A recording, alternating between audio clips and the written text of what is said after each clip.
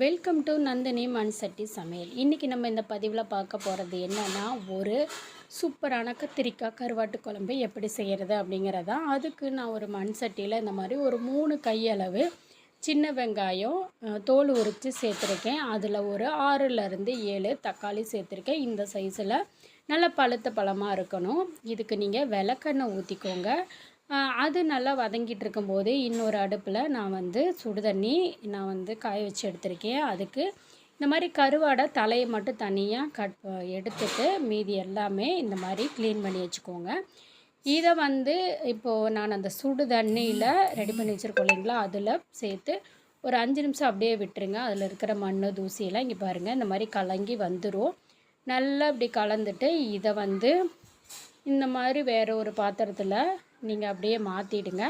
அந்த தண்ணியை ஊற்றிட்டு அடுத்து நீங்கள் ஃப்ரெஷ்ஷாக இப்போ சுடு தண்ணியில் நம்ம வாஷ் பண்ணோம் இல்லைங்களா, அந்த மாதிரி பச்சை தண்ணியில் இந்த மாதிரி நான் எடுத்துருக்கேன் பாருங்கள். திரும்பவும் ஒரு வாட்டி போட்டு நல்லா வாஷ் பண்ணிடுங்க. வாஷ் பண்ணிவிட்டு அதையும் திரும்பவும் எடுத்து நம்ம போட்டு வச்சிடலாம். இப்போ நம்ம இந்த தக்காளியோட ஒரு 10 பூண்டு பல் இப்போது இந்த கருவாடை போட்டு இந்த மாதிரி நல்லா அலசி எடுத்துக்கோங்க. அலசினதை நம்ம வேறொரு அதே இதில் நம்ம தண்ணி வடிகிறதுக்கு நம்ம இதில் வச்சுருவோம். இந்த மாதிரி நல்லா அலசி எடுத்துட்டோம்னா தான் இதில் இருக்கிற அந்த மண் தூசி எல்லாம் போயிடும். இல்லைன்னா இது அப்படியே குழம்புல ஏதாச்சுன்னா நமக்கு நறுக்குன்னு அந்த மாதிரி ஒரு ஃபீல் ஆகும். அதனால் இந்த மாதிரி க்ளீன் பண்ணிக்கிங்க. ரொம்ப ரொம்ப முக்கியம் இந்த கருவாடை நம்ம இது பண்ணும்போது. இப்போ பாருங்கள், நான் அந்த தண்ணியை ஊற்றுறேன் இல்லைங்களா, அதில் பாருங்கள் கீழே எவ்வளோ கசடு இருக்குது. இந்த மாதிரி இதுக்காக தான் நான் 2 டைம் கழுவ சொன்னேன். இப்போ பாருங்கள், அதுக்குள்ளேயே இந்த தக்காளி பூண்டு வெங்காயம்லாம் இந்த மாதிரி நல்லா மசிஞ்சு நல்லா வெந்து வந்துருச்சு. இந்த மாதிரி வந்தோடனே நம்ம அடுப்பை ஆஃப் பண்ணிவிட்டு நல்லா ஆற விட்டு வச்சுடலாம். இப்போது நம்ம அதே மண் சட்டியில் நம்ம ஆயில் சேர்த்துக்கலாம். ஒரு 2 டேபிள் ஸ்பூன் அளவு ஆயில் சேர்த்துக்குங்க. ஆயில் சேர்த்து நல்லா சூடானதுக்கப்புறமா இதில் 1/4 ஸ்பூன் கடுகு நல்லா வெடிக்க விடுங்க. 1/4 ஸ்பூன் அளவு ஜீரகம், அது நல்லா பொரியட்டும். 1/4 ஸ்பூன் அளவு வெந்தயம், இது எல்லாமே போட்டதுக்கப்புறமா ஒரு 1/4 ஸ்பூன் அளவு சோம்பு, இதெல்லாம் போட்டதுக்கப்புறம் இது நல்லா பொரிஞ்சு வரும் இல்லைங்களா, அந்த ஸ்டேஜில் ஒரே ஒரு பெரிய வெங்காயம் நீல வாக்கில் கட் பண்ணது இதோட ஒன்றா சேர்த்துக்கோங்க. அது பொரியட்டும். அதுக்குள்ளேயே நம்ம வணக்கி வச்சுருந்ததெல்லாம் நல்லா ஆறிடுச்சு. இதில் நம்ம சாம்பார் தூள், சரிங்களா, இந்த சாம்பார் தூள் நம்ம ஒரு 3லேருந்து 4 டேபிள் ஸ்பூன் அளவு சேர்த்துக்கலாம். அதுக்கப்புறம் உங்களுக்கு காரம் நிறையா யூஸ் பண்ணுறீங்கன்னா அது தகுந்த மாதிரியும் போட்டுக்கலாம். ஒரு 1/2 ஸ்பூன் அளவு மஞ்சத்தூள் சேர்த்துக்கோங்க. மல்லித்தூள் ஒரு 2 டேபிள் ஸ்பூன் அளவு சேர்த்துக்கோங்க. நல்லா அப்போ தான் கிரேவி பதம் கிடைக்குங்க.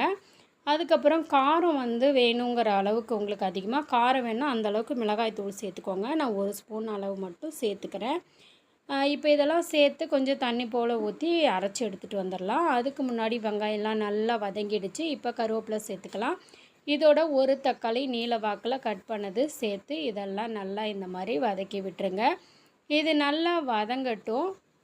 இந்த மாதிரி இங்கே பாருங்கள், எண்ணெய் அந்த பபுள்ஸ் எல்லாம் வருது இல்லைங்களா, இந்த மாதிரி மசிஞ்சு வந்ததுக்கப்புறம் இப்போ நான் இதில் நம்ம அரைச்சி வச்சுருக்கக்கூடிய இந்த தக்காளி வெங்காயம் இருக்குது இல்லைங்களா, அதெல்லாம் இதோட ஆட் பண்ணிக்கலாம். அடுத்தது அதே மிக்ஸி ஜாரில் நம்ம தேங்காய் ஒரு அரை மூடி, புளி ஒரு எலுமிச்சம்பழம் அளவு புளி எடுத்து அதை கரைச்சி அந்த தண்ணி இந்த தேங்காயிலே ஊற்றிருக்கேன். அதையும் இதையும் சேர்த்து இந்த மாதிரி நைஸாக அரைச்சி அதையும் இதோட சேர்த்துக்கலாம். இப்போ சேர்த்து நல்லா கலந்து விட்டுருங்க. உங்களுக்கு எந்த அளவுக்கு குழம்பு வேணுமோ அந்த அளவுக்கு தண்ணியும் சேர்த்துக்கோங்க. தண்ணி சேர்த்து நல்லா கிளறி விட்டுருங்க.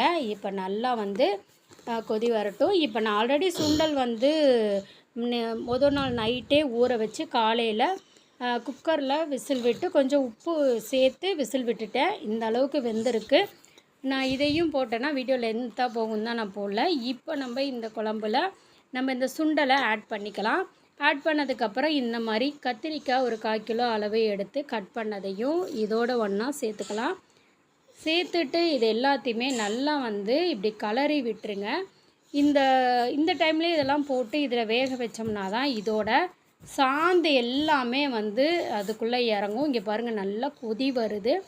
உங்களுக்கு இதில் உப்பெல்லாம் பார்த்துக்குங்க. கருவாடு சேர்த்துட்டு கலந்துட்டு உப்பு பார்த்துக்குங்க. ஏன்னா இல்லைன்னா உப்பு ஜாஸ்தியாக போயிடும். இப்போ பாருங்கள் குழம்பு சூப்பராக ரெடி ஆயிருச்சு.